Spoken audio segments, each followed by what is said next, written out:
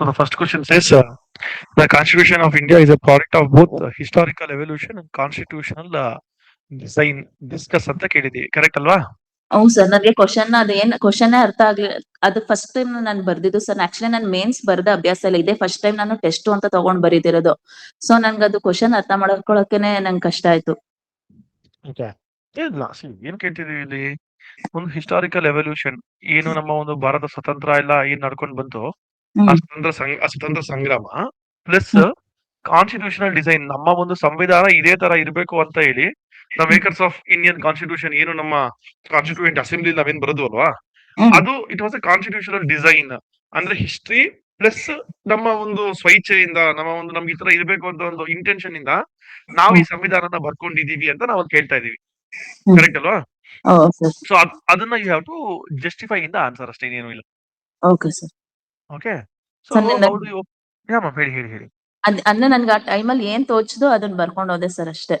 No problem, no problem. Since you are writing for the first time ಆಗಿರೋದ್ರಿಂದ I will not be looking into ಏನು ನೀವು ಎಷ್ಟು correct ಬರ್ದಿದ್ದೀರಾ ಎಷ್ಟು wrong ಬರ್ದಿದ್ದೀರಾ ನೋಡೋದಿಲ್ಲ. Just question ನಿಮ್ಗೆ ಅರ್ಥ ಆಗಿದ್ಯಾ, ಏನ್ ಬರ್ದಿದ್ದೀರಾ, whether you are there or not there ಅಂತ ನೋಡ್ತೀನಿ ಅಷ್ಟೇ. Okay, okay sir. The constitution of India which consist of rights, duties and it says how the government should govern by making laws, provinces, reservation to provide social and economic and political status or opportunity for the citizens of India which was not present before independence. Okay, but ಇಲ್ಲಿ you could have written differently. So what do you mean by differently andre, here you could have written like the Constitution of India which came into force on, say for example, 26th of November or 26th of January was a properly planned and deliberate attempt by makers. ಅಂದ್ರೆ ಅಲ್ಲಿ ಕೇಳ್ತಾ ಇದೀವಲ್ಲ ನಾವು ಈ ತರ plan ಮಾಡಿ ಬರ್ದಿದ್ದಾರೆ ಅಂತ, ಅದಕ್ಕೆ ನೀವು ಸಿಂಕ್ ಮಾಡ್ಬೇಕಲ್ವಾ ಆನ್ಸರ್ನ. Here you are telling what is constitution of India doing ಅಂತ, ಬಟ್ ಇದಕ್ಕೆ ಏನಿದೆ ಅಲ್ವಾ, you have to sync your introduction to that thing ಅಲ್ವಾ. ಹೌದು sir.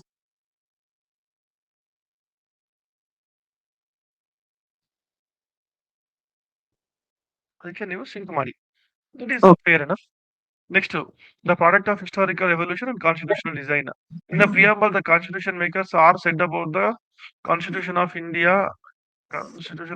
It is essence of the constitution. Okay, ಇದು ಬೇಕಾಗಿಲ್ಲ. In the preamble of India, the constitution makers have said about the essence of which told the citizens are source of authority for sovereign, socialist, secular, democratic republic. Okay, sovereign in India, independent, which is not influenced by externally or internally by other citizens. Socialistic, the government should govern the state of make the law schemes which should provide the socialist economic freedom. Okay, the state of secular, the Indian constitution provides for the country secular native, propaganda of the religion, republic, democracy. Okay, ಇದೆಲ್ಲ ಬರೀ preamble ಬಗ್ಗೆನೇ ಆಯ್ತು sir. ಆಯ್ತು. Yeah, explained only ಹೌದು sir. till here. ಅಂತಲ್ವಾ? It has provided both equality, social prosperity, freedom through thought expression. Again, ಇದನ್ನು ಮತ್ತೆ preamble ಆಯ್ತು. ಹೌದು ಸರ್. ಅದ್ ನಾನು ಅದ್ರ ಅದು ಅನ್ಸುಮ್ನೆ ಅದನ್ನ ಬರ್ಕೊಂಡಾಗ ಸರ್ ಏನೋ ಹಂಗ್ ಬರೀದಾರೆ ರಪ್ಪಲ್ಲು ಅದ್ ಬರೆಯೋಣ ಅಂತ ಹಂಗಾಯ್ತು.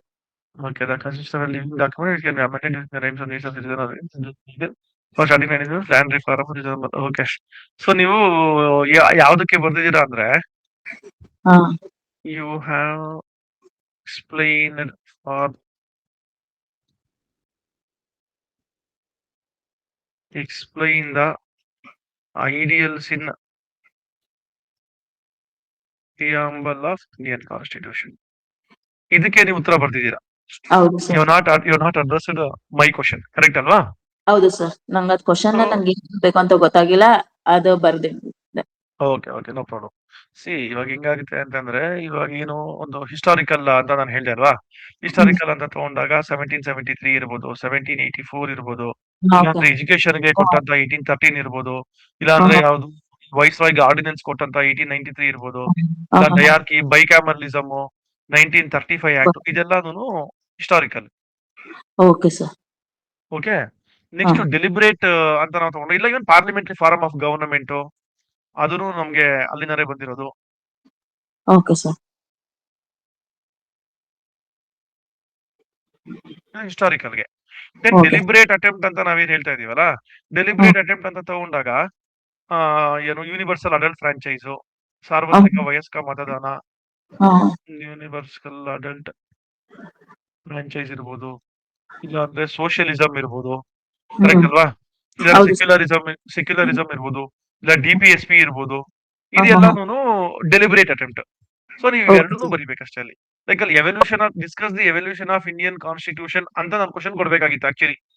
ಹಾ, ನಿಮ್ಗೆ ಅರ್ಥ ಆಯ್ತಲ್ವಾ? ಹಾ, ಕ್ವಶನ್ ಏನಪ್ಪ ಇರೋದಂದ್ರೆ ಇಲ್ಲಿ ಹಾ. Discuss the Historical evolution. Historical evolution of Indian constitution. ಇದು Okay. Straight forward question. But ಹೌದು. ನಾವೇನ್ ಮಾಡಿದ್ವಿ ಅದನ್ನ ಇನ್ಸ್ಟೆಡ್ ಆಫ್ ಆಸ್ಕಿಂಗ್ ಡೈರೆಕ್ಟ್ ಆಗಿ ಕೇಳಬಹುದು, ಇಂಡಿಯನ್ ಹಾ. Constitution is both historic and deliberate attempt explain ಅಂತ ಕೊಟ್ಟಿದೀವಿ ಅಷ್ಟೇ, ಏನಿಲ್ಲ. Okay, so sir. Okay. That is the thing. Okay, Okay, sir. Fine.